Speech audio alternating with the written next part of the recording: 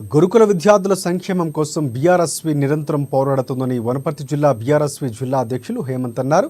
గురుకుల పాఠశాలలో నెలకొన్న సమస్యలను వెలికి తీసే క్రమంలో భాగంగా బీఆర్ఎస్ పార్టీ రాష్ట్ర ప్రధాన కార్యదర్శి 5 మెన్ కమిటీని ఏర్పాటు చేశారు.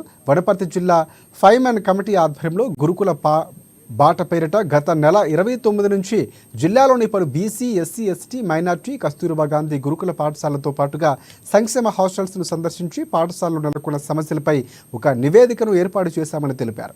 బీఆర్ఎస్ పార్టీ ఆధ్వర్యంలో బడుగు బలహీన వర్గాల విద్యార్థుల కోసం ప్రభుత్వం ప్రతిష్టాత్మకంగా నిర్వహించిందని, నేడు ప్రస్తుత ప్రభుత్వం మాత్రం వాటిని పట్టించుకోవడం లేదని వారు మండిపడ్డారు.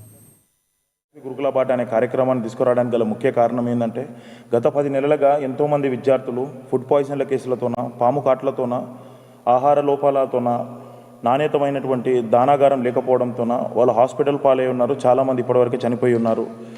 వీటన్నిటి గురించి ఒక నివేదిక తీసుకురావడానికి అని చెప్పేసి ఒక 5 మెన్ కమిటీ ఏర్పడి జిల్లాకు ఒక ఇన్ఛార్జ్ని అప్పచెప్పి సంబంధించినటువంటి మహాత్మా జ్యోతిబాయి పులేలు కానీ, కస్తూర్బా గాంధీ విద్యాలయాలు కానీ, ఎంజేపీలు కానీ, బీసీ, ఎస్టీ, బీసీ వెల్ఫేర్లు కానీ, ట్రైబల్ వెల్ఫేర్లు కానీ అన్ని స్కూళ్ళని ఇప్పటివరకే సందర్శించి ఉన్నాము.